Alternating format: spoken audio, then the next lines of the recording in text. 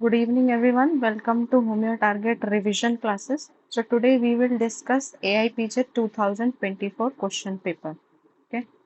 So I will suggest all of you to be interactive. Otherwise, this session will become very boring for all of you.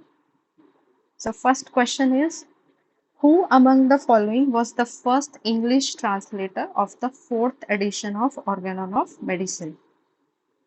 Who among the following was the first English translator? तो यहाँ पे 2-3 things you have Charles to keep Darwin. in mind. पहले तो उन्होंने English translator पूछा है और ये भी देखना है कि कौन सी एडिशन का पूछा है. तो read the question at least 2 times and very carefully. And even if you know the answer, you have to read all the 4 options very carefully. Otherwise जल्दी जल्दी में गलत हो जाता है. तो these are easy questions. अगर गलती नहीं करनी है तो पहले क्वेश्चन को 2 बार पढ़ना है और सारे ऑप्शन पढ़ने हैं. कभी कभी लगेगा ऑप्शन देख के ही हमको आ गया आंसर, लेकिन हमें चारों ऑप्शंस फिर भी you have to read all the 4 options. So anyone, answer क्या होगा इसका? You ma'am can fourth type in the Charles chest. Yes, very good.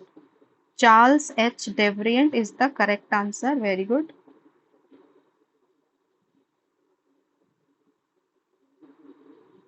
Charles H. Devrient is the correct answer. So you can write in the chat box your answers. So we will quickly discuss what are the important features of all the editions of Organon. So what are the editions, or how many numbers of editions are there? 6 editions are there. So first edition, it was published in, all these slides are very important. यहाँ से कोई ना कोई question आएगा ही. कभी कभी आपको year पूछ लिया जाएगा, उसके एफोरिज्म कितने ये पूछ लिया जाता है, कहाँ पे पब्लिश हुई है ये पूछ लिया जाता है. तो ऑल दीज स्लाइड्स जो भी अभी मैं डिस्कस करूंगी, they are very very important. So first edition was published in 1810 and it content, कितने एफोरिज्म है उसमें? 271 एफोरिज्म है. देन थर्ड क्वेश्चन यहाँ से जो बनता है कि प्लेस ऑफ पब्लिकेशन, ये क्वेश्चन बहुत बार बार आया हुआ है. The first edition is published in Leipzig, and Leipzig में भी मोर स्पेसिफिक जगह है टॉरगांव. ठीक है. तो इसके लिए first, second, third, fourth, fifth, six, तो पहली की 2 एडिशन है वो है लिप्सिक. तो लिप्सिक लिप्सिक, उसके बाद 3 बार Koethen Koethen Koethen Koethen, and last one is Paris. ठीक है. तो एकदम हमको जैसे ये रट लेना है, Leipzig Leipzig Koethen Koethen Koethen and then Paris. Then publisher का क्वेश्चन भी आ सकता है. आर्नोल्ड ऑफ ड्रेसडेन, आर्नोल्ड है पर्सन का नाम and the place name is Dresden. Publisher is Arnold and he belong to Dresden. Title क्या था फर्स्ट एडिशन का?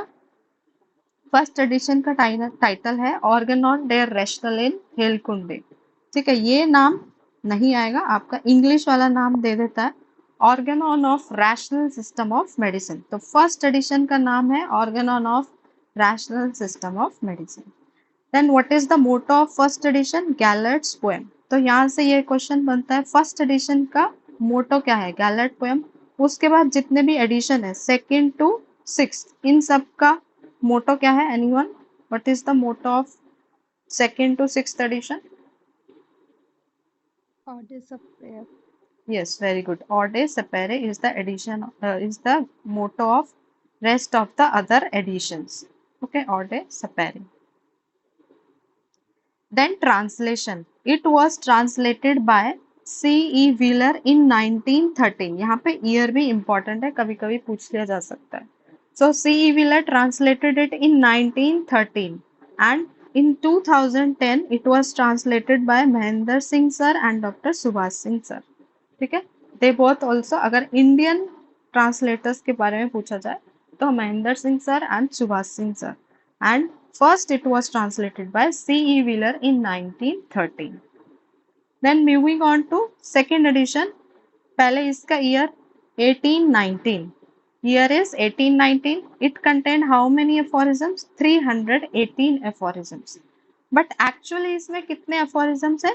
315 aphorism and missing aphorisms are 216, 17 and 18. तो ये 3 इसमें missing है, इसलिए actual count became 318. ठीक है. लेकिन अगर पूरा काउंट करेंगे तो 315 आएगा. ये बीच में 3 नंबर जो है वो मिसिंग है. तो कभी कभी ये मिसिंग एफोरिज्म्स कौन से हैं ये क्वेश्चन आ जाता है। तो 216, 17 and 18 are the missing aphorisms. Then second edition को क्या बोलते हैं? Augmented edition. ऑगमेंटेड मीन्स कुछ ऐड करना।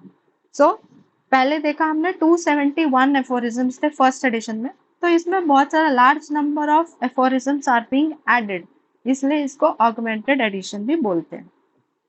Then place of publication is Leipzig and publisher is again the same, Arnold of Dresden. अब इसका टाइटल क्या होगा? Organon of healing art.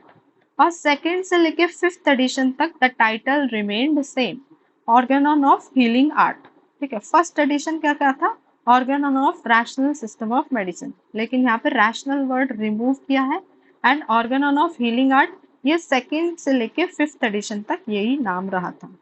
Motto change हो गया, aude sapere which means dare to be wise, और यही motto रहेगा second to sixth edition तक। What is the important feature in second edition? Table of content was added in second edition. Very very important previous year questions. Table कौन से edition में introduce हुआ है? Second edition में. Then translation किसने किया है? पहला क्वेश्चन यहाँ से याद रखना है, कोई भी ऑर्गेनॉन की एडिशन जो पहली बार किसी भी लैंग्वेज में ट्रांसलेटेड हुई है, that is second edition. So second edition is the first ever translation of Organon. ठीक है, बिकॉज फर्स्ट एडिशन हमने देखा कितना लेट जाके ट्रांसलेट हुई है, 1913 में, लेकिन ये एडिशन 1824 में ही ट्रांसलेट हो गई बाय बेरॉन वॉन ब्रूनो, या फिर कभी लिखा रहेगा अर्नेस्ट जॉर्ज डी ब्रूनो, या फिर शॉर्ट में ब्रूनो नाम ही लिखा रहेगा। So he translated into which language? French. This is very important, French में ट्रांसलेशन हुआ है। It is not translated in English, it is first translated in French language and in the year 1824 by Baron von Bruno, and second edition ही एक पहली addition है Organon की जो कोई भी अदर लैंग्वेज में ट्रांसलेट की गई है। Then we have the third edition. Third edition came in 1824. It contained how many aphorisms? 320. तो 3 aphorism ऐड हुए हैं, एक्चुअली 317 है। जो मिसिंग थे यहाँ पे भी same numerical mistake is being carried forward, और इसका नाम है इम्प्रूव्ड एडिशन। सेकेंड एडिशन से थर्ड एडिशन में certain improvements are being done, इसलिए इसको इम्प्रूव्ड एडिशन भी बोलते हैं। नाउ प्लेस ऑफ पब्लिकेशन अभी चेंज हो गई है, कोएथन। ठीक है, तो Leipzig Leipzig, now Koethen Koethen Koethen, third fourth fifth में कोएथन ही रहेगा। Publisher is same, Arnold of Dresden. Title Organon of Healing Art, second to fifth edition तक यही है। Now important feature, very very important, यहाँ पे क्या add हुआ? Mesmerism is added in your third edition. Mesmerism is added in your third edition. तो mesmerism के aphorisms anyone fifth edition में क्या है और sixth edition में कौन कौन से aphorisms में given है mesmerism?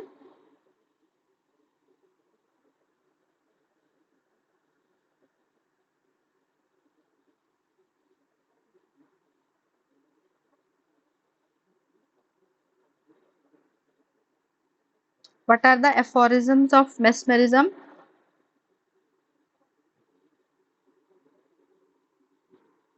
Someone is writing. Yes, Dr. Anand. Very good. Fifth edition 293 and 294, and sixth edition is 288 and 289. ठीक है, this is again important question, you have to remember. Then translation, इसका भी again it was translated into French by Baron von Bruno, and it is never being translated into English. ठीक है, third edition का कभी भी English में translation नहीं हुआ है।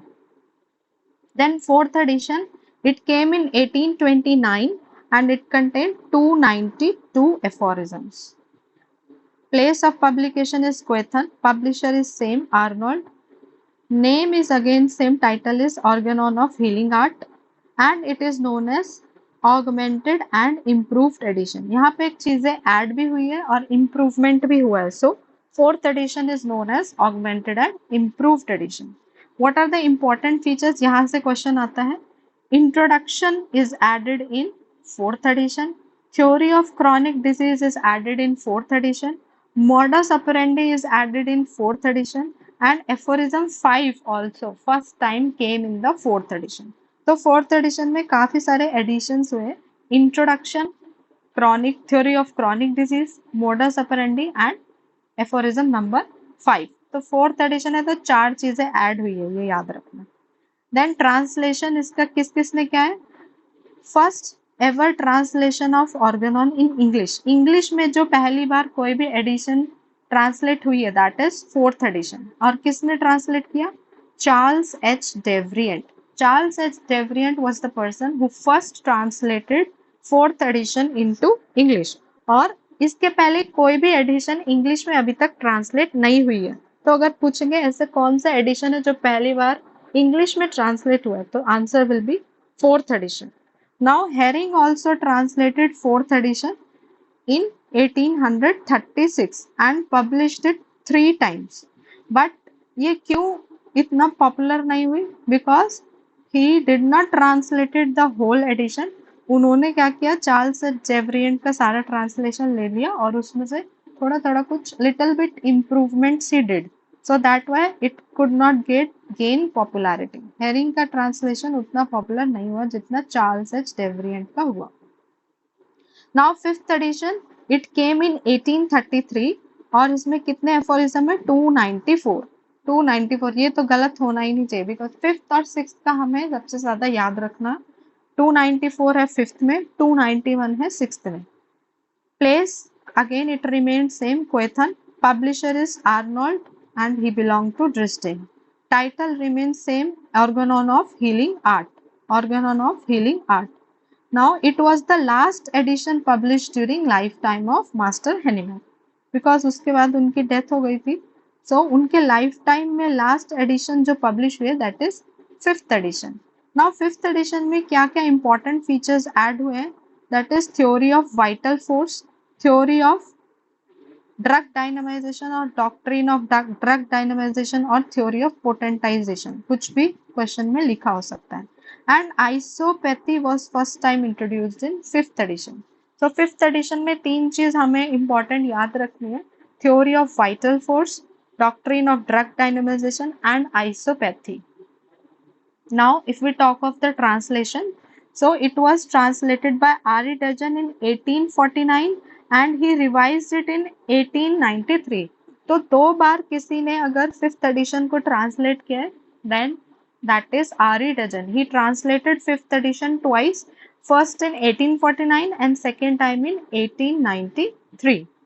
Herring also translated in 1869. C.E. Wesselhoft he translated in 1876. Bernard Finke he translated in 1889. C.A. Baldwin he translated in 1925. And इनकी ट्रांसलेशन में क्या था? कुछ 5th एडिशन का था और कुछ पार्ट 6th एडिशन का था. Then Finke and Vandenberg they also translated 5th edition but their work was not published. तो किसका जो है ट्रांसलेशन पब्लिश नहीं हुआ? Fincke and Wendenberg. और किसने 2 बार ट्रांसलेट किया? R E. Dudgeon, first in 1849 and second in 1893. ये 2 पॉइंट याद रखने हैं. क्या इंपॉर्टेंट फीचर्स है वो याद रखने हैं और एफोरिज्म नंबर और year. Now 6th edition came in 1921 and it is known as posthumous edition. Why posthumous? Because it was published after the death of Master Henneman. That is why it is known as posthumous edition.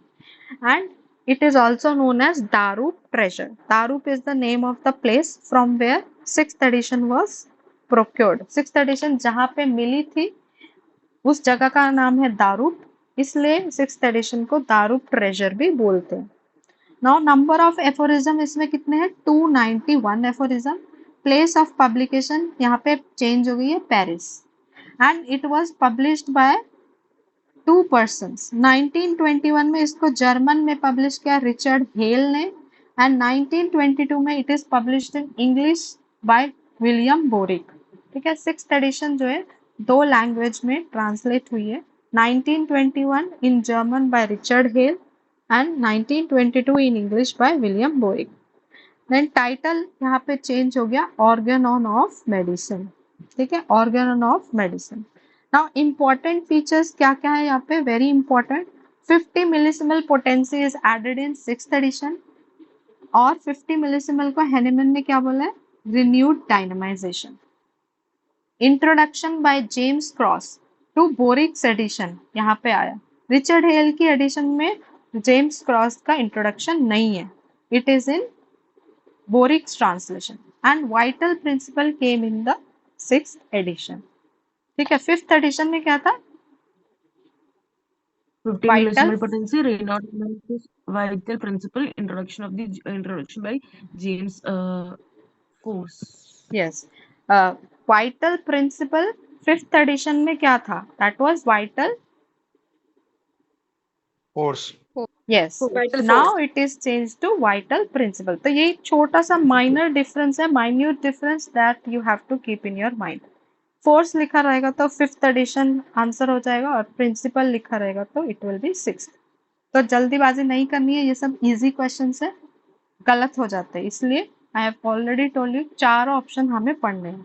Now translation boric ने किया है 1922 में, लेकिन इन्होंने क्या किया, he did not translated the whole manuscript, he only translated the changes from 5th edition to 6th edition। जो भी changes थे सिर्फ उन्होंने, he worked smartly खेला है, सिर्फ 6th edition में जो changes है only those changes he translated।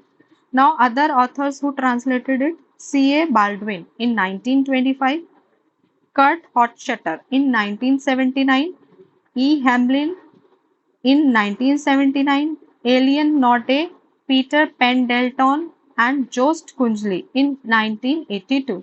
ये जोस्ट कुंजली वाला पूछा जाता है, ठीक है, ये याद रख लेना। Then Joseph Reeves in 1994, Stephen Decker in 1996, but इसमें क्या है, ये important है, this line is important, but it was published by Wenda Orelli। Wenda Orelli ने पब्लिश किया है, but translated by Stephen Decker in 1996। Now next question, question number 2, ये statement वाला क्वेश्चन है, तो ये भी हमको बहुत ध्यान से पढ़ना है। तो statement 1 is the wound will have beveled margins if the blade of weapon enters obliquely। The wound will have beveled margins if the blade of weapon enters obliquely। Statement 2 is beveling can be produced by sharp weapons only। Beveling can only be produced by sharp weapons only। So you have to identify which is correct and which is incorrect। कौन सा true है कौन सा false है, ये हमें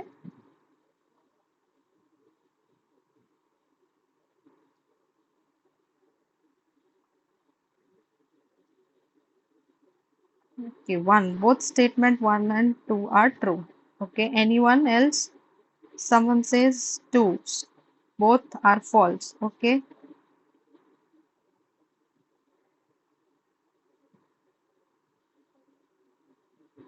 Isha says 1, homeopathy says 1। Okay, let's see what is the answer। Both statement 1 and 2 are true, very good, those who said 1, very good, both statement 1 and 2 are true। So let us see what are beveling cuts। beveling cuts क्या होता है, ये figure देख लो, कभी भी नहीं भूलोगे, जिसमें skin का एक फ्लैप रह जाता है, कट हुआ and flap of the skin is removed, some skin is attached और एक फ्लैप की तरह ऐसे उड़ के रह गई। So beveling cut refers to a cut which is not perpendicular to the skin। ऐसे तो ये नहीं हुआ, it is produced obliquely। इसलिए एक स्टेटमेंट जहाँ पे oblique था that is correct। और यहाँ पे एक एंगल पे वेपन जो है स्किन से अटैच होता है।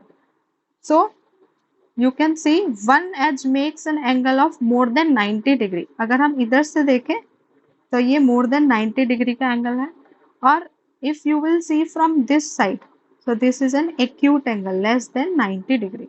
So one edge makes an angle of more than 90 degree and one edge makes the angle of less than 90 degree। और beveling से हमें क्या पता चलेगा, ओके, ये ऑब्जेक्ट है, this is the object, 90 degree angle ऐसे होता है, दिस इज 90 डिग्री। लेकिन इसमें क्या होता है, बेवेलिंग कट में जब इंस्ट्रूमेंट अटैक्स द स्किन, एकदम फोर्स से अटैक करेगा अटैकर जो है, तो obliquely it goes to the skin. तो एक एज जो है it will make the angle more than 90 degree, and दूसरा एज अगर इस साइड से देखोगे तो this angle will be less than 90 degree. And wound with the flap is produced, skin देख रहे हो, स्किन ऐसे यहाँ से निकल गई है, तो wound with the flap is produced in bevelling cuts. और इससे क्या क्या पता चलता है, how this cut helps the investigator, it usually indicates a homicide. ठीक है, कभी भी सुसाइड में बिवेलिंग कट नहीं होगा, so it usually indicates a homicide, or sometimes it indicates the position of the assailant and the victim। Attacker और victim, attacker और sufferer की पोजीशन क्या है, ये भी बिवेलिंग कट से पता लगाया जा सकता है। तो ये दो पॉइंट हमें याद रखने हैं, बिकॉज अभी ये क्वेश्चन तो आ गया कि ये शार्प इंस्ट्रूमेंट से होता है और इंस्ट्रूमेंट एंटर्स ओब्लिकली, ये क्वेश्चन तो आ गया। अब क्वेश्चन चेंज होगा, तो क्या क्वेश्चन आ सकता है, it indicates homicide and it can also help in knowing the position of attacker and the victim।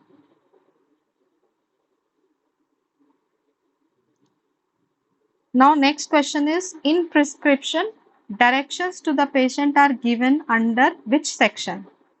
कौन से पार्ट में पेशेंट को बताया जाता है कि कैसे दवाई लेनी है? So we have superscription, inscription, subscription and signature. Shubhi says signature. Okay, anyone else? Swapnil, signature. Okay, okay, very good. Signature is the correct answer. Now we will quickly go through the parts of prescription. तो prescription के 4 parts होते हैं, superscription, inscription, subscription and signature। superscription ऐसे ही हमें order में याद रखना है, superscription, inscription, subscription and signature। So what is there in superscription? Superscription contains the name and address of the patient, age and sex of the patient and the RX symbol। RX symbol ये भी superscription part में होता है। RX के लिए हमें और क्या याद रखना है? RX is a Latin word।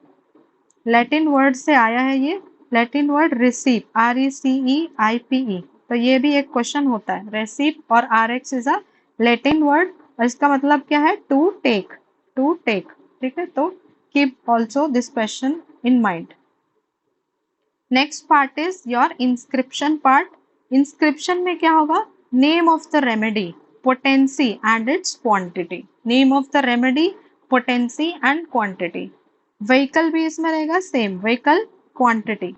Vehicle, its nature, suppose if you want to dispense it in your purified water और you want to dispense it in sac lac, तो कौन सा व्हीकल यूज करना है और उसकी कितनी क्वांटिटी होगी, ये भी इंस्क्रिप्शन में रहता है। तो इंस्क्रिप्शन में remedy, potency and its quantity, and vehicle, its nature and quantity. Next part is your subscription. Subscription में you have instructions for the compounder. Compounder को कैसे डिस्पेंस करनी है medicine, that is contained in the subscription part. तो subscription में compounder के लिए directions रहेंगी एंड सिग्नेचर में पेशेंट के लिए डायरेक्शन रहेंगी, which you have already answered in this question. So how to take the medicine, उसके साथ डाइट क्या लेनी है, क्या प्रिकॉशंस लेना है, क्या कोई लेबोरेटरी एग्जामिनेशन है वो, प्लस और क्या रहता है, signature of the physician plus उसकी डेट और उसका रजिस्ट्रेशन नंबर। ठीक है, signature then followed by date and then registration number. इस ऑर्डर में हमारी details at the end of the signature part होनी चाहिए। तो सिग्नेचर में direction to the patient plus signature of the physician, date and his or her registration number। Next question. Okay, after 10 minutes this link will be over, so I will send the link again, you all join again। Next question is Norplant। Norplant, a subdermal implant, consists of 6 celastic capsules containing, इसमें क्या होता है, progestogen, oestrogen, लेवोनोर्जेस्ट्रॉल और मिफप्रिस्टोन। Which hormone is contained in Norplant? Okay, I have got some answers।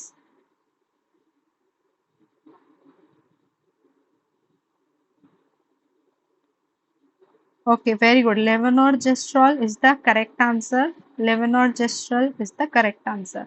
So Norplant comes under which category of contraception? We have spacing methods and terminal methods. Terminal में you know mail fertilisation और female fertilisation के लिए and करने के लिए we have male के लिए we have vasectomy and for females we have tubectomy. In spacing methods we have barrier methods like your condoms, then IUDs we have copper Ts, hormonal में आएगा आपका OCPs and these subdermal plants. तो Norplant जो है hormonal type of contraceptives में आता है and emergency contraception में we have POP, progesterone only pill. Okay, hormonal we have oral pills and depot formulations. Oral में हमारी कंबाइंड पिल्स होती है जिसमें ईस्ट्रोजन प्रोजेस्टेरॉन दोनों होगा. POP progesterone only pill, post coital pill, once a month pill and male pill. Depot formulations में we have your injectables and implants. So injectables are of two types. एक है progestogen only जिसमें most important is your DMPA. इसका full form पता होना चाहिए, depot medroxyprogesterone acetate. Depot medroxyprogesterone acetate, ये full form कभी पूछ ली जाएगी. और कितने महीने में इसको दिया जाता है ये भी याद रखना है, गिवन एवरी 3 months एंड एक बार में इंट्रामस्कुलर इंजेक्शन देते हैं 150 mg. So it is given intramuscularly 150 mg every 3 months. और दूसरा है NETEN, दैट इज नॉर्थिसिट्रोन एनेंथेट. ये उतना इंपॉर्टेंट नहीं है. DMPA is very very important, ये क्वेश्चन में आता है. नाउ इम्प्लांट्स में नॉर प्लांट हमने देखा, अभी क्या है नॉर प्लांट की दूसरी वैरायटी आ गई है, nor plant R2. Nor plant R2 इसमें क्या रहेगा, 2 स्मॉल रॉड्स रहेंगी, सिलिकॉन रॉड्स. जबकि नॉर्मल नॉर प्लांट में कितना था, 6 सिलिसेस्टिक रॉड्स थे, मतलब 6 सिलिकॉन कैप्सूल थी. अभी जो नया वाला नॉर प्लांट है, अगर नॉर प्लांट R2 तो 2 का मतलब क्या है, इसमें 6 silicone rubber capsule, sorry 2 silicone rubber capsules है. तो ये चीज याद रखना, सिंपल नॉर प्लांट लिखा है तो 6 और R2 लिखा है तो it is 2. So this is an update. Now next question is paracentesis thoracis. Paracentesis thoracis is usually done in which of the following intercostal space? In mid axillary line. इसको thoracocentesis भी बोलते हैं. तो कौन से इंटरकॉस्टल स्पेस में इसको किया जाता है? thoracocentesis is done in which intercostal space?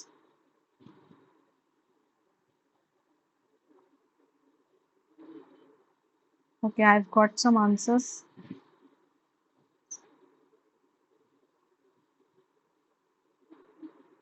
8th, 6th, 6th. Okay.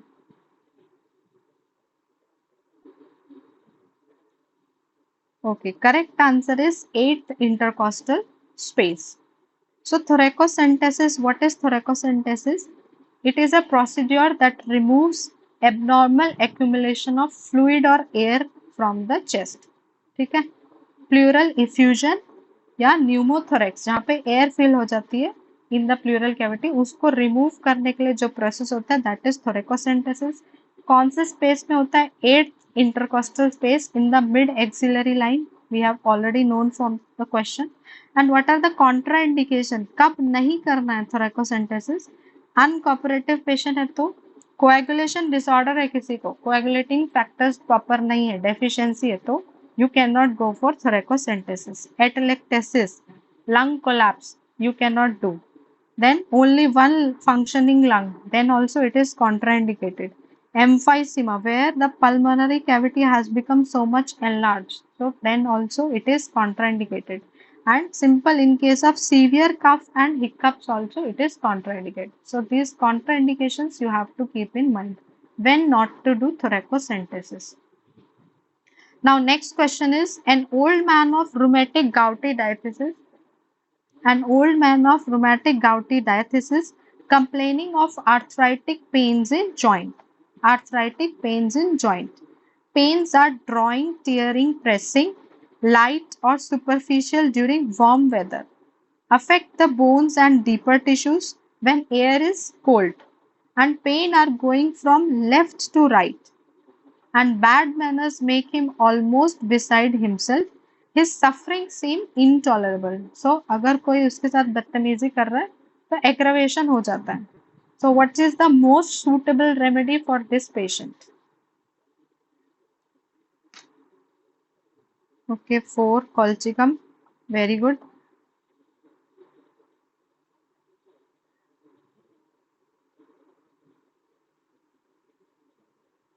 Very good. Colchicum autumnale is the correct answer. Colchicum autumnale is the correct answer. So let us see the pain character of other options. So Rust toxicodendron, commonly known as poison oak, and Anacardiaceae is the family. So common name और family का questions भी frequently आते ही हैं, हर साल आता ही है कभी ना कोई, या तो match the following में आ जाएगा, या फिर individually आ जाएगा, या फिर all of the following belong to Anacardiaceae except.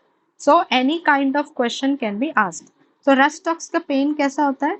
Affects the fibrous tissue, especially the right side more than left. लेकिन क्वेश्चन में क्या था? Pain are going from left to right, तो रस्ट टॉक्स तो नहीं होगा. It is mainly affecting the right side. Pain कैसे होंगे?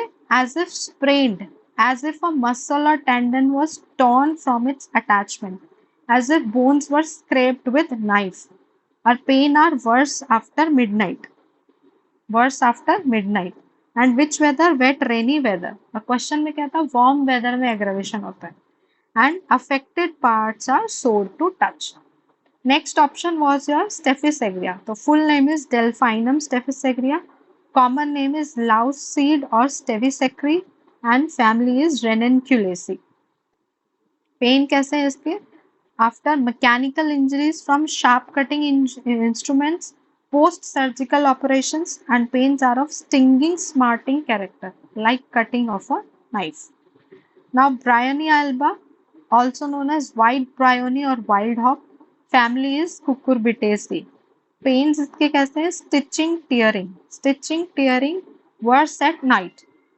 Aggravation by motion, ये सबको पता है. And amelioration by absolute rest. Aggravation by inspiration and cuffing से भी aggravation होगा. And amelioration by absolute rest and lying on painful side. This is very important. Can you tell me what are the other remedies for amelioration from lying on painful side? और किसको अच्छा लगता है lying on painful side? Okay. So I was asking what are the other remedies for amelioration from lying on painful side?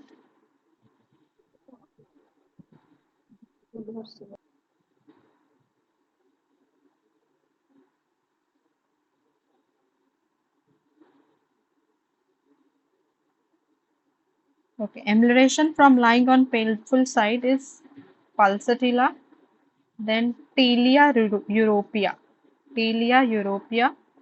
In the bracket of pulsatilla, you can Bryonia, it is written, and then we have Calcarea carb also. Calcarea carb. In the Calcarea carb section, you can easily find this symptom. Okay, next question is you have to match. तो ये जो disease condition है किस as group में ज्यादा है? Less than 10 years में कौन सा होगा? टीनेज में कौन सी डिजीज होती है? Reproductive age and more than 60 years. These are basically your carcinomas.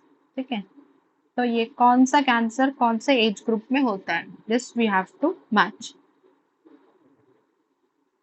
Okay, let me tell you कि सारे क्वेश्चन अटेम्प्ट करने के लिए नहीं होते हैं. ठीक है, there are some questions which you should leave. Leaving is also an art because ये सारे देख रहे हो तुम options जो है all are rare topics. ठीक है, these all options are rare topics. आता है तो बहुत अच्छी बात है, नहीं आता तो इन सब questions के लिए you don't have to worry. ठीक है, because they will keep some questions जो कि हमारे लिए नहीं है. और उसके लिए ज्यादा टाइम वेस्ट नहीं करना है, नहीं आता है तो छोड़ दो। Okay, let us see what are the correct answer. So less than 10 years, it is eosinophilic granuloma. Can anyone tell me what is the other name for popular name for eosinophilic granuloma?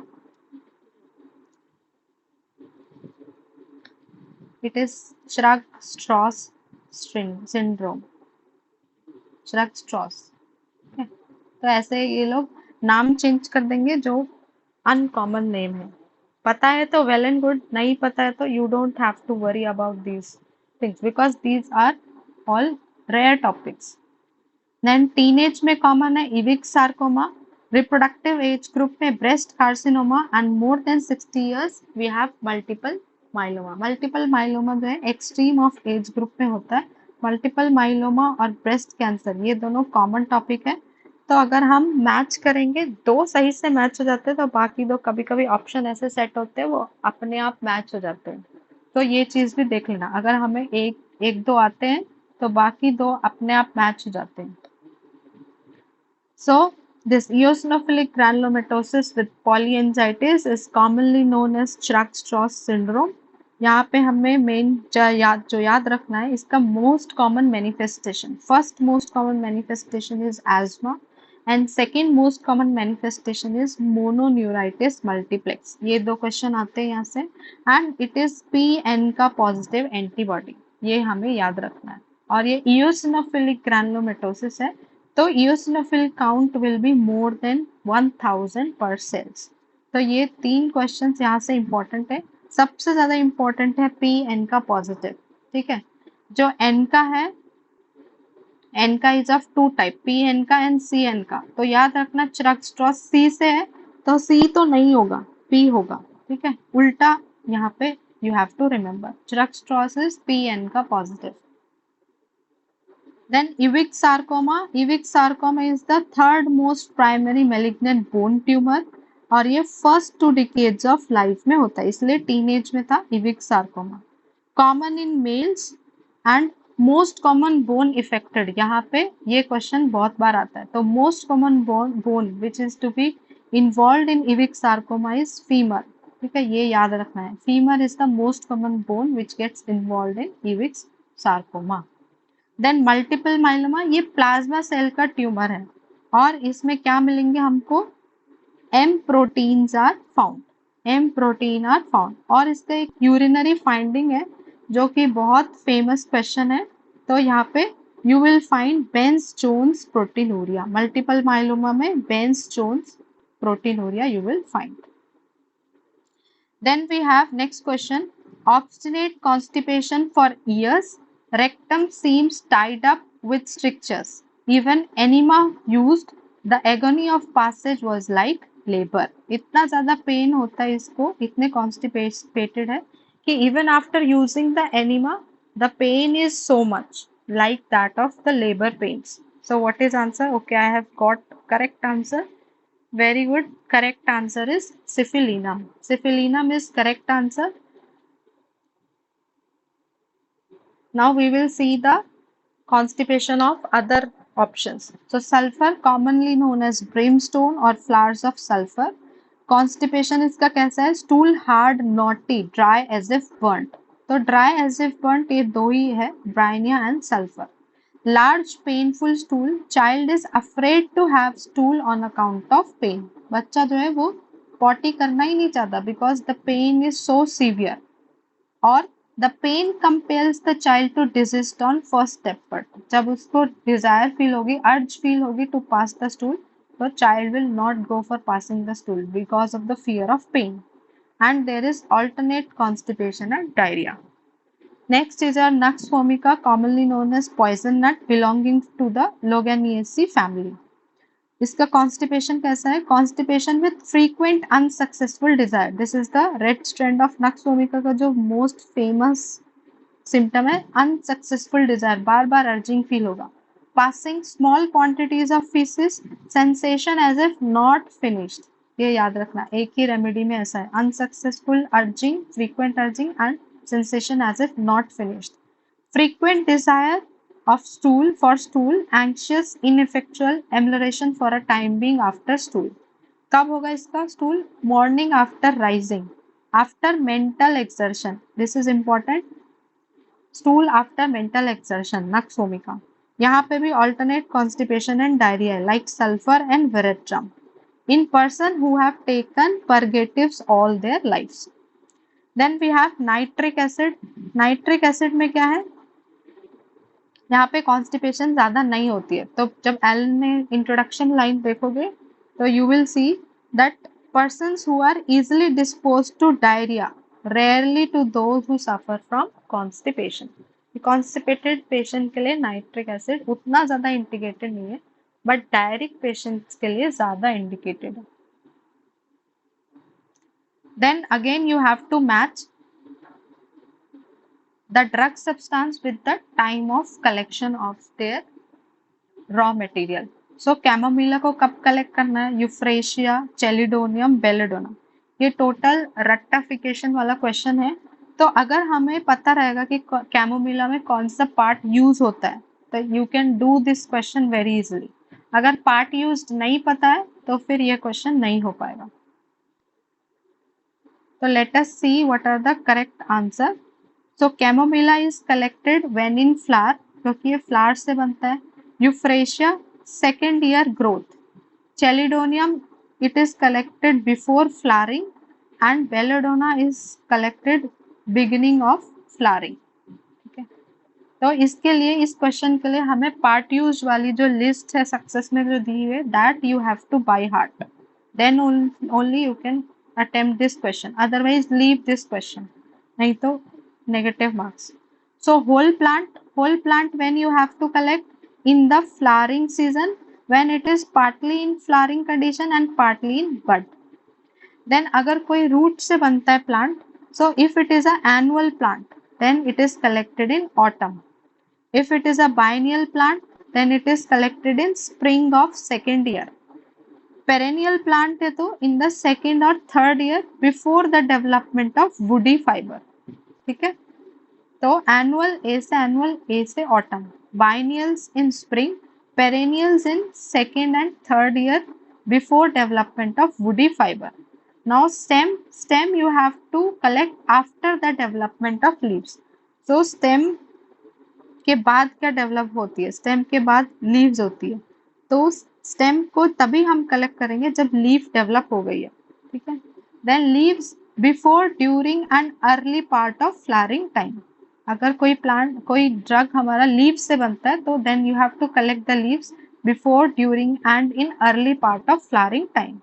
Leaves of biennial plant की leaves को कब collect करना है? In the spring of second year, in the spring of second year. Young shoots को spring में collect करना है। Herbs को when they are fully developed, herbs should be collected when they are fully developed. Twigs present year growth only, एक साल में grow हुआ उसी साल में कलेक्ट कर लिया, you don't have to wait for the next year, next year collect करेंगे ये नहीं वेट करना है, जिस साल डेवलप हो उसी साल कलेक्ट कर लो। Flower partly in bud and partly in blossom. Next is fruit when they are fully ripe, fruit को कब कलेक्ट करना है? फुल्ली जब वो मेच्योर हो जाए तब। सीड्स सक्कुलेंट फ्रूट सीड्स, मतलब फ्लैशी जो फ्रूट्स है उसी के सीड्स लेने हैं। बेरीज को कब यूज करना है? व्हेन दे आर फ्रेश, जैसे साइजीजियम जेम्बुलेनम हो गया, तो जामुन को व्हेन दे आर फ्रेश उसी स्टेट में लेना है। देन अगर उसको स्टोर करना है तो ड्राई करना पड़ेगा। Then bulbs when they are fully mature, जैसे हमारा ऑनियन हो गया, एलियम सेपा या एलियम सटाइवा, तो as soon as they mature then you have to collect the bulbs. Then wood, कोई wood से plant बनता है तो in the early spring or late in autumn, in the early spring or late in autumn before the juice are not exhausted, wood का जो juice है that should not get exhausted. bark, दो type के bark है, resinous bark and non resinous bark. Resinous bark को early spring में, ये question आता है, अर्ली स्प्रिंग में कलेक्ट करना है एंड नॉन रेजिनस को लेट ऑटम में। एंड नार्कोटिक प्लांट को कब कलेक्ट करना है? when in bloom or just before or when in bloom. ठीक है, blooming or just before blooming. Narcotic should be collected blooming or just before blooming. ये narcotic वाला एक बार किसी स्टेट के पीएससी में ये क्वेश्चन आया हुआ है. Next question is one-sided diseases are. One side. This is easy question. इसको I am hoping that no one will make mistake. Diseases which affect one side of the body, diseases which belong to class of acute individual disease, and diseases with few perceptible symptoms. And last option is less amenable to cure.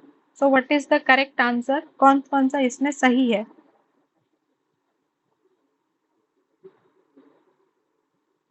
Yes, 3 C and D. C and D. Very good.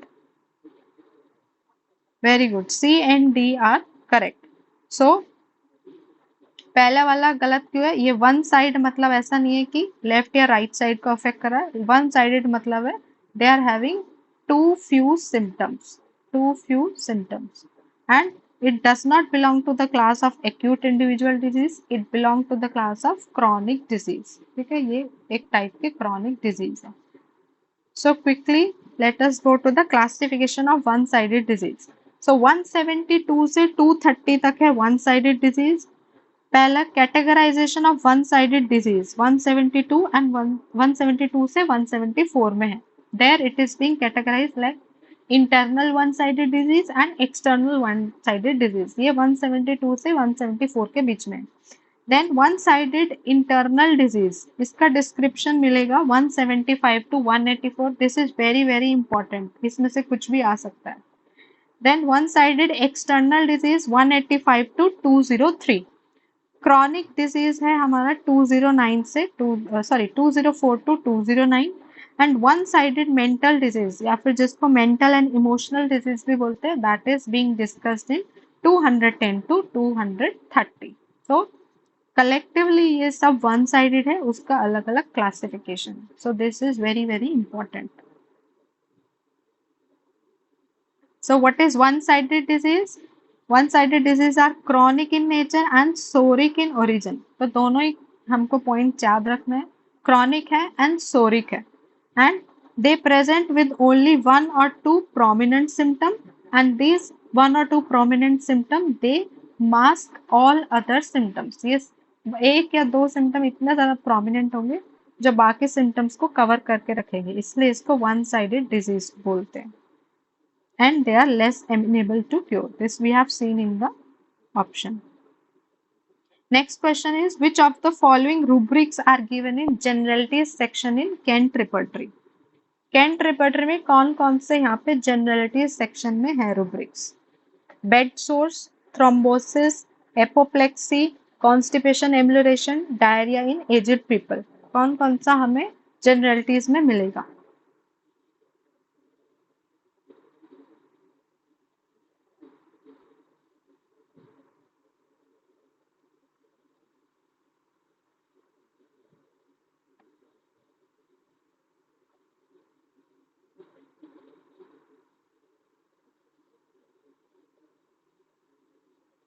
Yes, 2 is the correct answer. B, C and D. That is thrombosis, apoplexy and constipation ameliorates. ये तीनों generalities में है. बाकी bed sore you will find in skin chapter and diarrhea in aged people you will find in rectum. ठीक है, bed sore जो है वो skin में मिलेगा. Diarrhea in aged people you will find in rectum. Next question, which of the following are the true statement regarding MEN, multiple endocrine neoplasia? So, each type of MEN syndrome is inherited as autosomal recessive. Second is MEN type 1 is characterized by a triad of tumors involving parathyroid tumor, pancreatic islet tumor and anterior pituitary tumor. Third is majority of patients with MEN type 1 have hypercalcemia. And fourth statement is medullary carcinoma of thyroid is the most common feature of MEN type 2. So, which of these is correct?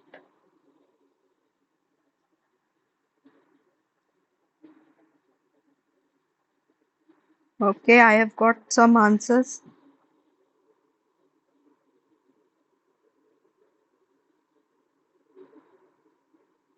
Yes. Very good. Those who say D, C and D is correct answer. Multiple endocrine neoplasia जो है वो autosomal recessive नहीं होता, it is autosomal dominant, it is always inherited as a autosomal dominant condition, इसलिए first वाला गलत है, बाकी B C and D are correct. So we will quickly go through MEN syndrome. So MEN1 is also known as Werner syndrome. ये कभी कभी नाम पूछ लिया जाता है. What is the alternative name for MEN1?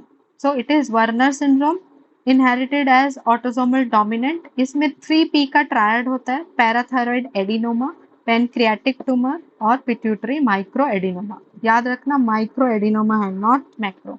और कौन सा एडिनोमा सबसे ज्यादा होगा? प्रोलैक्टिनोमा. ठीक है. Then primary hyperthyroidism is the most common manifestation.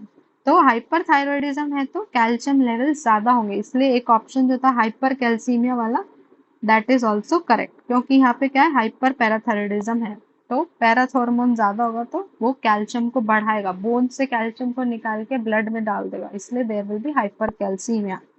Most common pituitary tumor in men 1 is prolactinoma. Already I have said. Then men 2A. Men 2 में दो है A and B. 2A is known as Sippel syndrome. Autosomal dominant है ये भी. यहाँ पे जो option था medullary carcinoma of thyroid is the important feature of men 2.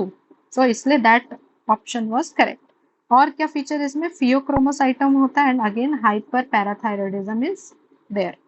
Men 2B is known as Gorlin's syndrome and it is also autosomal dominant condition characterized by medullary carcinoma of thyroid, pheochromocytoma, mucosal neuroma, you can see in the figure, intestinal ganglioneuromatosis, marfanoid features and megacolon, toxic megacolon.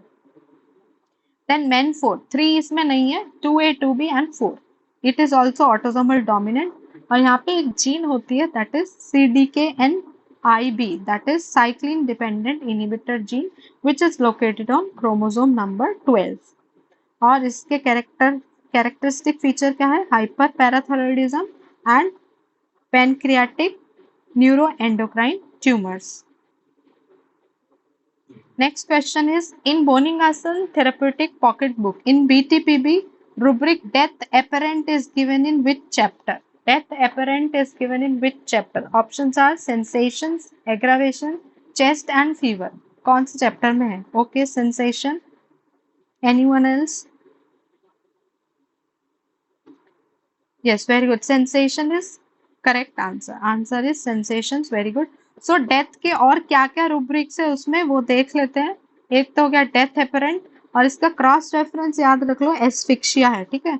Then dead appearances of affected parts, ये भी sensation में है. And deadness sense of single parts, ये भी sensation में है. तो dead से 3 रूब्रिक्स है सेंसेशन में, dead appearances of affected parts, deadness sense of single parts and death apparent जिसका क्रॉस रेफरेंस है asphyxia. Then in lethyrism, the toxin present in lethyrus seeds has been identified as. Lethyrism में toxin का नाम क्या है? Beta oxalyl amino alanine, terbutaline, chlorine and iodine. Okay, very good, very good. BOAA is the correct answer, beta oxalyl amino alanine. Okay, so lethyrism is caused by eating which dal? Khesari dal. Okay, it is produced by eating the khesari dal or known as lethyrus sativus. और इसमें जो toxin होता है that is beta oxalil amino alanine and most commonly found in MP Madhya Pradesh. और इसमें क्या होता है? Spastic paralysis of lower limbs, muscle में स्पैजम होगा उस टाइप वाला पैरालिसिस है. In the lower limbs it is found. Now we have a remedy also in Metia Medica, Lethyrus sativa. Common name is chickpea और इसमें भी same features है जो कि न्यूरल लेथायरिज्म के फीचर्स है. It affects the lateral and anterior columns of the spinal cord, does not produce reflexes and reflexes are always increased. All the reflexes are increased in this remedy, Lethyrus sativa. So can you tell me the remedy in which reflexes are diminished? All reflexes are diminished.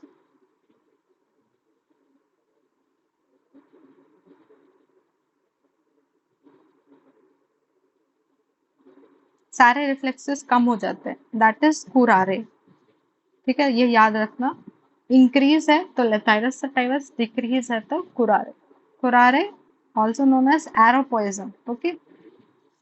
Now, which of the following statements are correct for EB virus or Epstein-Barr virus infection? So, it is the cause of heterophile positive infectious mononucleosis.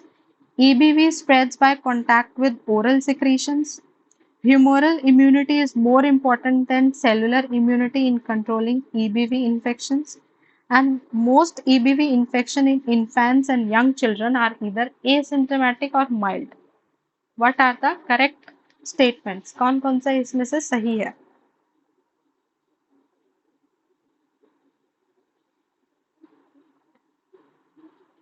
Okay, Nikhil says 3, A, B and B. Anyone else?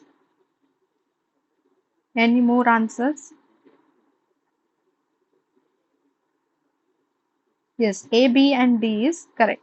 यहाँ पे humoral immunity से ज्यादा cellular immunity basically by the CD8 plus T cells it plays a major role rather than humoral. तो बाकी सब ठीक है, सिर्फ ये क्वेश्चन सॉरी ये ऑप्शन गलत है. तो infectious mononucleosis also known as your kissing disease भी इसको बोलते हैं बिकॉज ये ओरल सिक्रीशंस के थ्रू स्प्रेड होती है. And Epstein Barr virus comes under the herpes group of virus. और क्या क्या आते हैं हर्पीज वायरस में?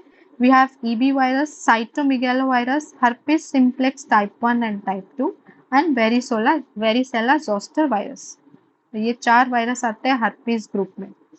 तो EBV Epstein Barr virus already we have known oral secretions के थ्रू स्प्रेड होता है. तो during transfer of saliva during kissing, इसलिए इन्फेक्शियस मोनोन्यूक्लियोसिस को किसिंग डिजीज भी बोलते हैं. ब्लड ट्रांसफ्यूजन से भी ये फैल सकता है, लेकिन कॉन्टैक्ट से ये इसका spread is rare. Intimate contact spread is very rare. Now यहाँ पे इंपॉर्टेंट सेल्स मिलते हैं, ये हमें याद रखना है. Downey cells, Downey cells are found in infectious mononucleosis. This is important and you have to remember. Next is clinical repertory by Clark was published in which year? 1904, 1924, 1908, 1939. कौन से ईयर में आई है?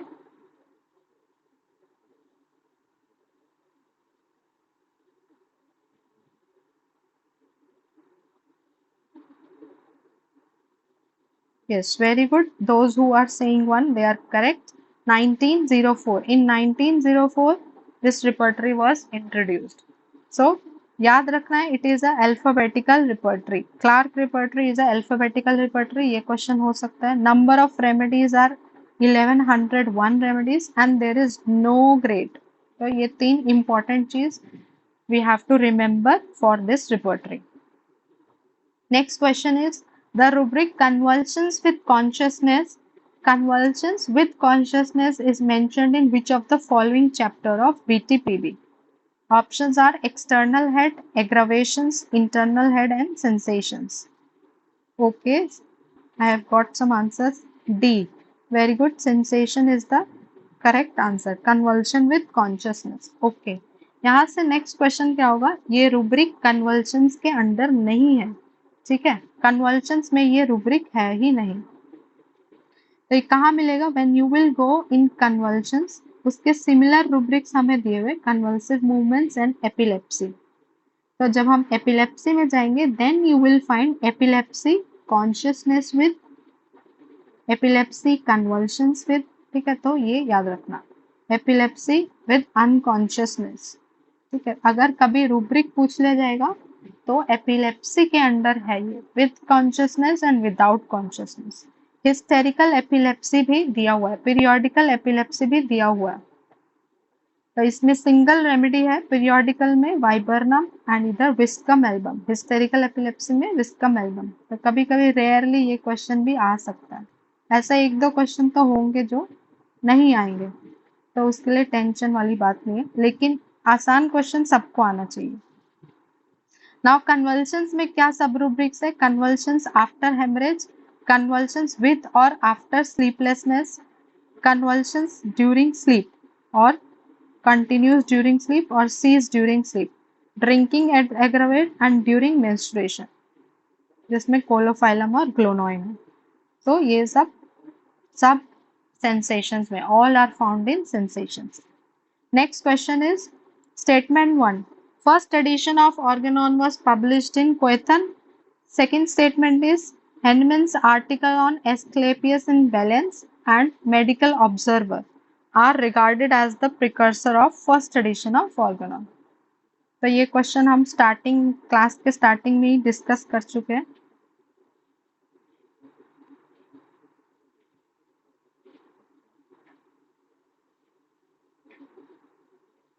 Yes, now one person has answered correctly. Both are false. Very good.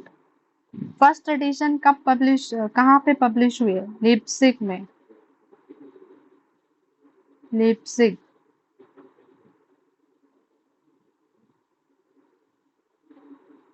यहाँ पे कोएथन लिखा हुआ है. And what are the precursor of Organon? Medicine of experience, medicine of experience and your essay on new principles, essay on new principles. ये दो जो है these are the precursors of Organon of medicine. तो ये दोनों ही statement गलत है.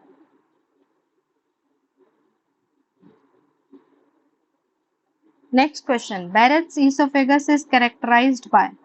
कौन से टाइप का मेटाप्लेशिया होता है? Metaplasia means change of one type of epithelium into other type of epithelium. So Barrett's oesophagus में क्या मिलता है? Squamous metaplasia, columnar metaplasia, mesenchymal metaplasia और atypical hyperplasia. Very good. Answer 2 is correct. Option 2 is correct. Columnar metaplasia is the correct answer. यहाँ पे squamous epithelium जो है वो कलमनर एपिथेलियम में चेंज हो जाती है. सो that is why the answer is columnar metaplasia. So what is Barrett's esophagus? It is the metaplastic change of distal esophageal mucosa. एकदम end of the esophagus में जहाँ पे squamous epithelium होनी चाहिए थी, that is getting changed into columnar epithelium. तो ये याद रखना है कौन से पार्ट में होती है? distal esophagus में. एंड क्या हो रहा है चेंज? Squamous to columnar. तो जिसमें चेंज होगा वही metaplasia, columnar metaplasia. Then it possess a risk factor for adenocarcinoma. अगर किसी को Barrett's esophagus है तो they are at a high chance of getting adenocarcinoma of esophagus. It can be produced as a consequence of severe reflux disease. Gastroesophageal reflux disease के बाद Barrett's esophagus होने के chances हैं. It is more common in man rather than female. Males में ज़्यादा होता है. What is the gold standard? ये question आता है. एंडोस्कोपिक बायोप्सी करनी है and it is commonly found associated with sliding type of hernia. ठीक है. These all points are important regarding Barrett's oesophagus. Now next question is place the given stages of phagocytosis in the correct order of occurrence. Body में जब कोई भी foreign body जाएगी तो the process that is happening is phagocytosis and you have to arrange the steps of phagocytosis in their order. कौन सा पहले होता है कौन सा बाद में? So first is formation of phagolysosome, adherence to microbe, destruction of microbe, ingestion to form of phagosome and last is chemotactic attraction of phagocyte. Okay, people are saying 2, EBDAC. Okay, let us see what is the correct answer. Okay, chemotactic attraction of phagocyte होगा सबसे पहले. This is totally और remembrance question. अगर हमें आता है फेगोसाइटिस का process तभी ये क्वेश्चन होगा. So first is chemotactic attraction of phagocyte. You can see the pathogen is moving towards the cell. हमारे बॉडी में फेगोसाइटोसिस कौन करता है? मैक्रोफेज. तो it is going towards the macrophage. It is getting attracted through the release of certain chemicals. Then adherence of microbe, attach हो गया जाके. Then form ingestion to form of phagosome. इसको ingest कर लिया अंदर और ये क्या बन गया? Phagosome. Then formation of phagolysosome. इस पे लाइसोसोम अपने एंजाइम रिलीज करेगा. Then it will phagosome will be converted into phagolysosome and then there will be steps which will cause the destruction of phagolysosome. You can see the waste material is thrown out of the cell. So This is the whole process of phagocytosis. Next question, match the following. Easy है, मैटेरिया का question है, Elon के question तो गलती नहीं करना है। So tall thin irritable person suffering from abuse of mercury, old people, weak vision, corpulent, tired of life. Next is adapted to light complexion, blondes, great emaciation of face, hands, legs and feet or single parts. And last is your aconite of chronic disease. So what will be the answers?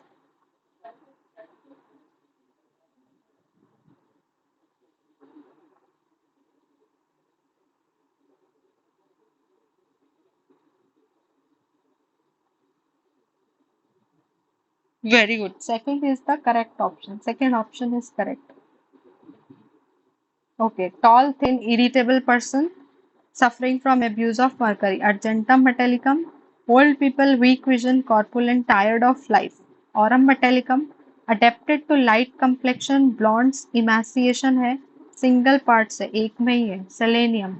Aconite of chronic disease is aluminum. Very good. Next option. Next question is skeletal muscle. Means ये जो tumours है ये कौन सी type of muscle से originate कर रहे हैं? Skeletal muscle, smooth muscle, totipotent cells, adipose tissue. So you have to match with the type of tumor which is arising from these type of muscles.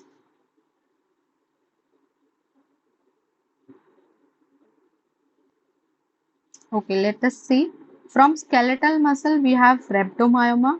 From smooth muscles, we have leiomyoma. Totipotent cells is teratoma and adipose tissue lipoma. This is easy question. बस यहाँ पे थोड़ा सा additional information. Totipotent cells क्या होते हैं? Totipotent cells are those cells which have a potential to give rise to any type of cell. ऐसे cells जो किसी भी टाइप ऑफ सेल्स को ओरिजिनेट कर सकते हैं. तो ऐसा सेल हमारी बॉडी में कौन सा है? जाइगोट. ठीक है, by the union of sperm and ovum जो बनता है सेल दैट इज जाइगोट. और उसमें ये प्रॉपर्टी होती है टोटिपोटेंसी की कि वो किसी भी टाइप ऑफ सेल को ओरिजिनेट कर सकता है. इसीलिए हमारे cell system, then organ and then organ system is formed. Next question, statement question. Mesenteric cyst. Mesenteric cyst ये बहुत ही रेयर टॉपिक है, तो नहीं आएगा तो निराश होने की कोई बात नहीं है. मेसेंट्रिक सिस्ट कोई बहुत टॉपिक नहीं है कि बार बार पूछा जाता है. तो mesenteric cyst occur most commonly in children. Statement 2 is the most common presentation is a painful abdominal swelling near the umbilicus.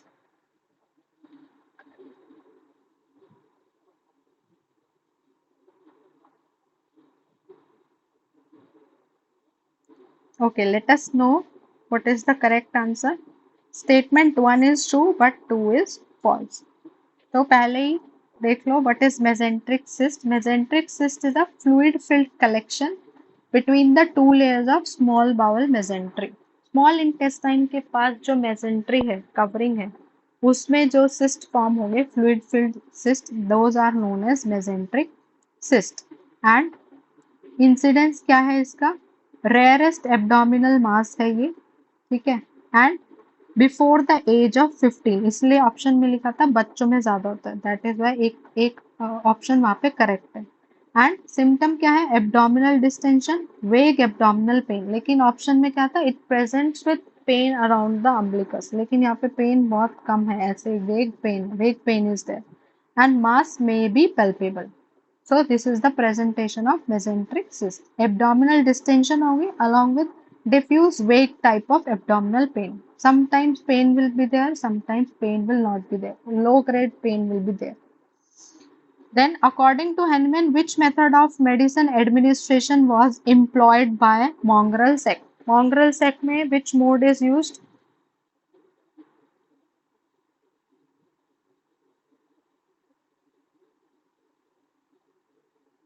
Yes, very good. Quid in Buckham Bennett is correct answer. Quid in Buckham Bennett.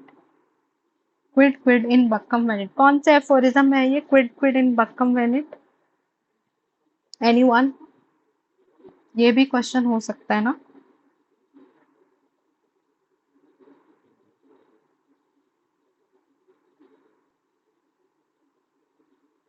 Very good, 148 footnote but 6th edition, 6th edition ये भी add करना है. Okay, quid in Buckham Bennett, it is given in 148 6th edition footnote and इसका मतलब क्या है, whatever came in their mouth. Then Odes Apere का meaning क्या है, dare to be wise. और यहाँ से जो एक क्वेश्चन आ सकता है that is, ये लास्ट लाइन है हैनेमन के आर्टिकल की which was published in 1805. Article का नाम क्या है, what are poisons, what are medicines. Then next option was Deus Natura. Deus Natura means follow the nature and it is a Latin word and it is given in Introduction to Organon of Medicine. Page number 15, 16, 17.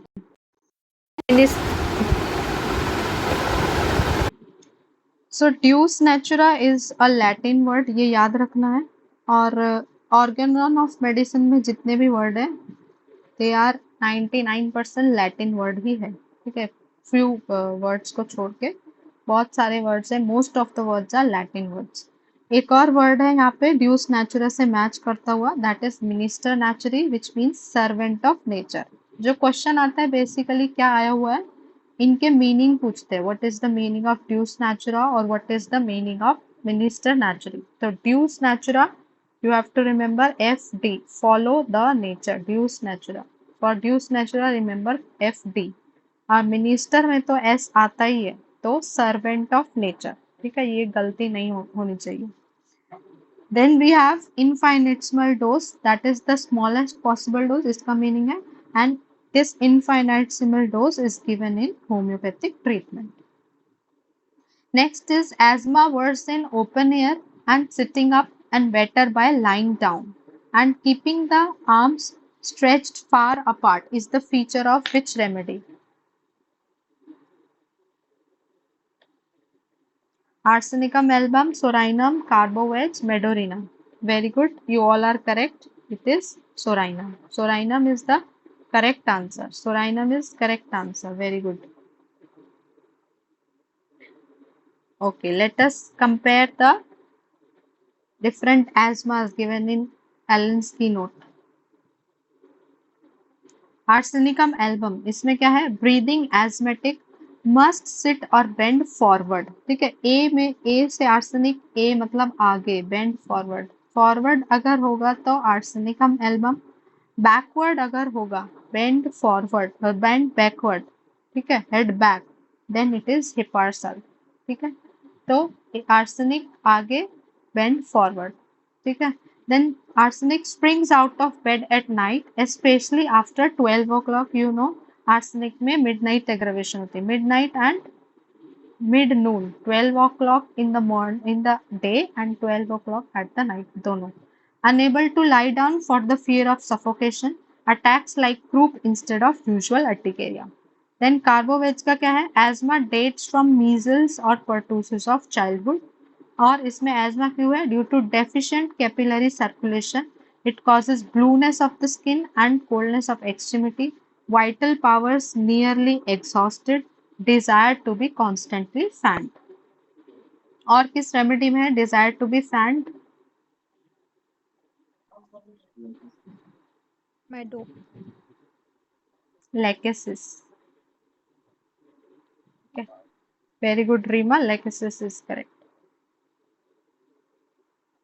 Carbo veg को पास से fanning चाहिए, lachesis को दूर से.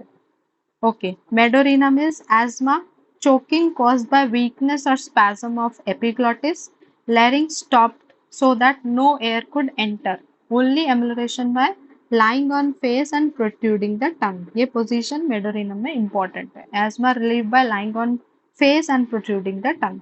Then Calicard, asthma relieved by sitting up or bending forward और bye rocking. ठीक है, यहाँ पे भी फॉरवर्ड है लेकिन रॉकिंग वाला यहाँ पे ज्यादा इंपॉर्टेंट है. जैसे ही रॉकिंग आएगा you can easily identify it is talking of Calicard.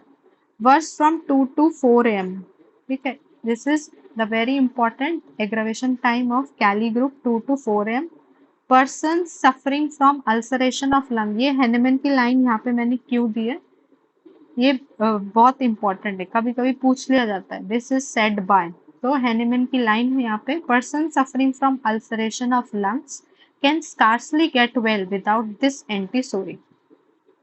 Then Hippersult, asthma, breathing, anxious, wheezing, rattling, short deep breathing, threatens suffocation, must bend head back and sit up, and asthma after suppressed eruptions. So rhinum भी है bracket में.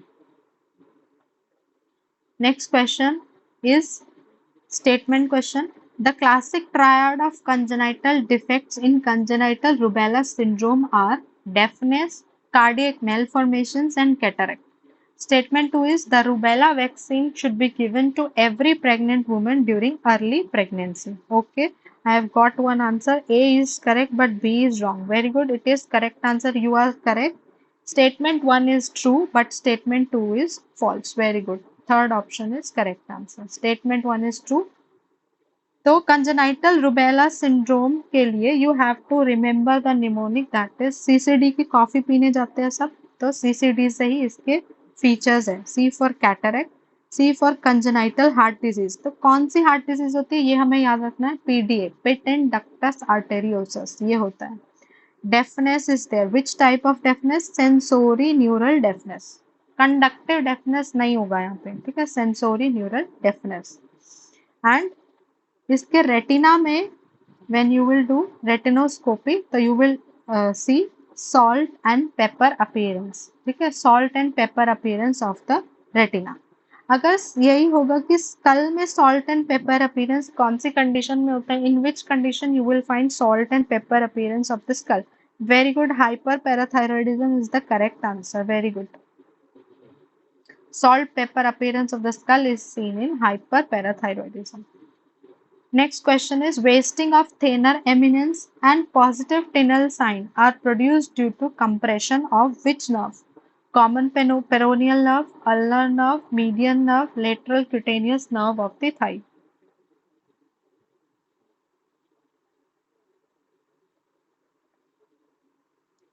Okay, option 3 is correct. Very good. Median nerve is correct answer. Okay, median nerve. What is tinel sign? That you should know.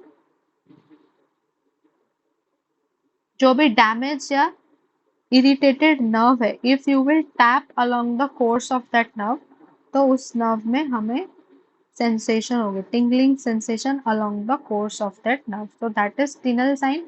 इसको कब use करते हैं? When after giving your treatment if you want to check whether the nerve is getting regenerated और not, तो हमें देखना है, तो Tinel sign is used.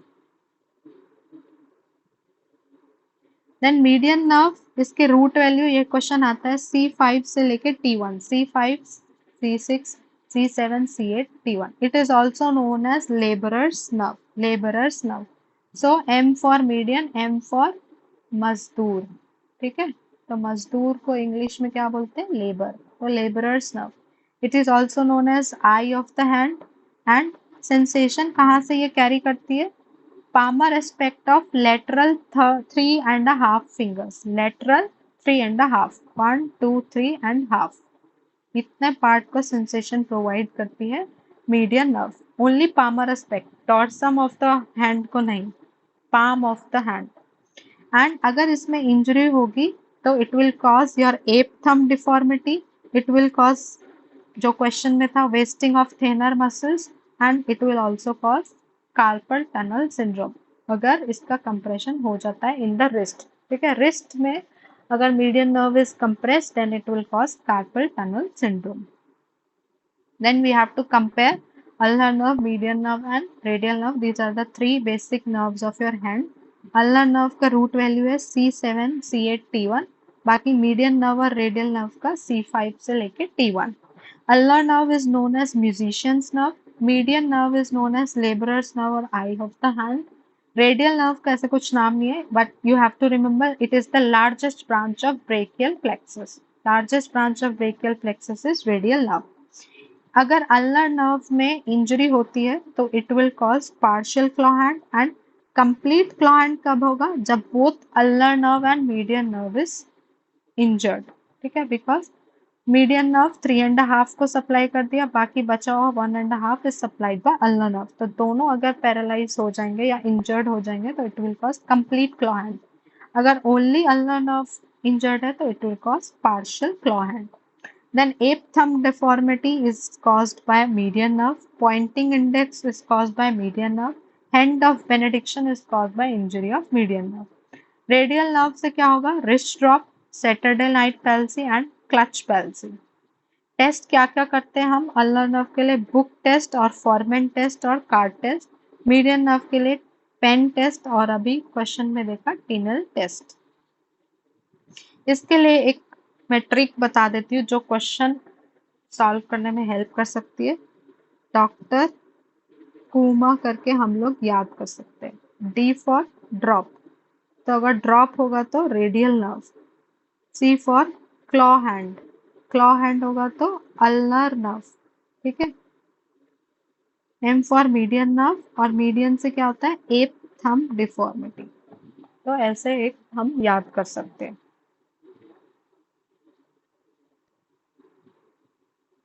Okay, next question is, which of the following are true? The site of olfactory transduction are the olfactory hair. ये question both anatomy और physiology को मिला के बहुत डीप क्वेश्चन है, नहीं आएगा तो कोई निराश होने वाली बात नहीं है। Then olfactory bulbs transmit impulses to the temporal lobe of cerebral cortex. Third is the axon of olfactory receptors pass through the olfactory foramina in the cribriform plate of ethmoid bone. Fourth is the olfactory nerves are bundles of axons that terminate in the olfactory tracts. And fifth is within the olfactory bulbs, the first order neurons synapse with the second order neurons. तो पूरा जो हमारा olfaction pathway है उसको लेके ये question है। अगर ये हमने पढ़ा रहेगा तो this question will be solved, otherwise it is difficult to solve these type of questions. So I will straightforward move towards the answer. इसमें A, C और E correct है। The site of olfactory transduction are olfactory hair, जहाँ से main हमारी olfaction sensation जा रही है, that is olfactory hairs के थ्रू जो हमारी nasal cavity में present है। Then the axons of olfactory receptors pass through the olfactory foramina in the cribriform plate of ethmoid bone. Nose पे कौन सी bone होती है? ethmoid bone. तो this is also correct. And within the olfactory bulb जो first order neuron है, मतलब जो brain से आ रहा है, that is first order neuron. And जो उसके साथ जो second order neuron लगेगा वो कहाँ पे जाके synapse करा रहे हैं? Where they are meeting in the olfactory bulb. तो ये तीनों सही है। अब सेकंड और फोर्थ वाली स्टेटमेंट क्यों गलत है? The olfactory bulb, which is the first brain processing center for smell signals, send information to the pyriform cortex, amygdala and hippocampus. लेकिन क्वेश्चन में क्या है? वो इंफॉर्मेशन कहाँ पे लेके जाता है? Temporal lobe of cerebral cortex. No, they are giving all the information to the hippocampus, amygdala and pyriform cortex, not to the cerebral cortex. And D वाला क्यों गलत है? कि जो olfactory nerve है, it is terminating in the olfactory tract. No, ये कहाँ पे terminate कर रही है? It is getting terminated in the olfactory bulb. ठीक है? That is why B and D are wrong. Next question, we have to match the following. So Murphy sign कहाँ पे मिलता है? रोवसिग साइन, ये बहुत इजी क्वेश्चन है। Iliopsoas sign, Grey Turner and Cullen sign. ठीक है, ये कॉमन टॉपिक वाला क्वेश्चन है तो ये गलत नहीं होना चाहिए। मर्फी साइन कहाँ पे मिलता है? Rovsing sign, iliopsoas, Grey Turner and your Cullen sign.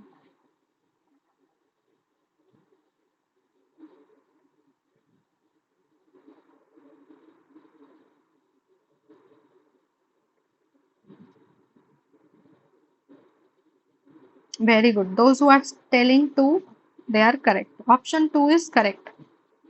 Okay, Murphy's sign is seen in acute cholecystitis. Rovsing sign is seen in acute appendicitis. Then Ilioswas sign is seen in Ilioswas abscess और perinephric abscess, और ये हमारा appendicitis में भी sign ये मिलता है।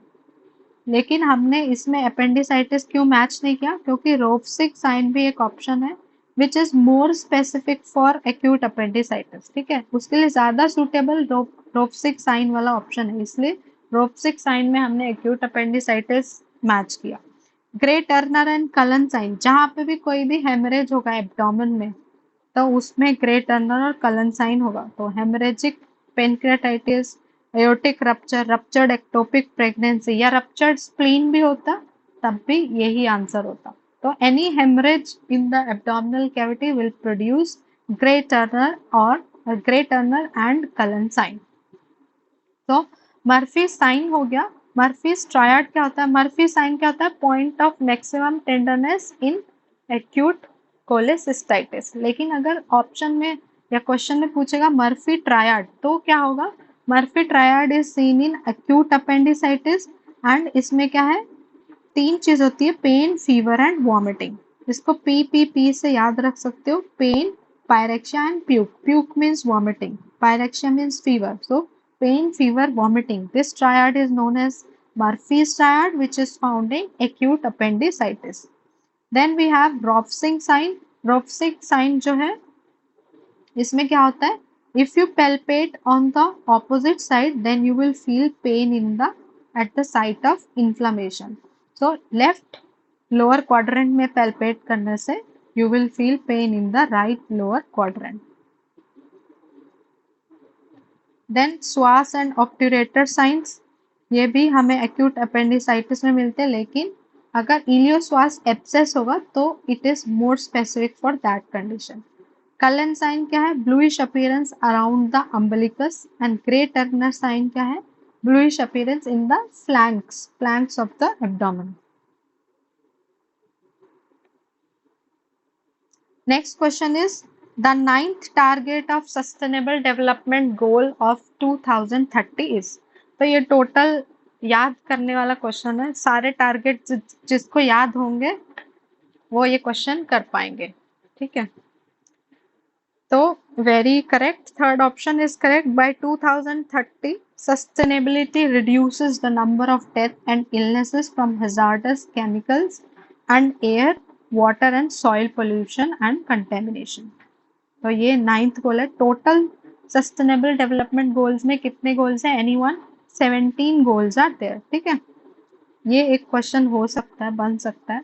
और ये किसने इंट्रोड्यूस किया है? United Nations. कब आया है? 2015 में। ठीक है, total 17 goals are there and adopted by United Nations in 2015 to overcome all the global challenges.